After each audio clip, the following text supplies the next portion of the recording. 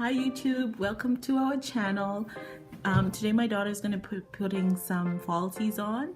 Now this is just something fun that we're doing together. Hope you guys like this video. Please comment down below, like and subscribe. Thank you guys. Bye. We're going to be using the Demi Wispies by Ardell, the Duo Strip Lash Adhesive.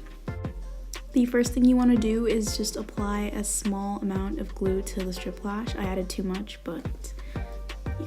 And then you can't really see here, but just apply the lashes right to the bed of where your natural lashes are, and you can use the tweezers to push down, making sure the glue is stuck. And just keep pushing down so it's really close to your natural eyelashes. Then you can apply mascara to blend your natural lashes into the falsies.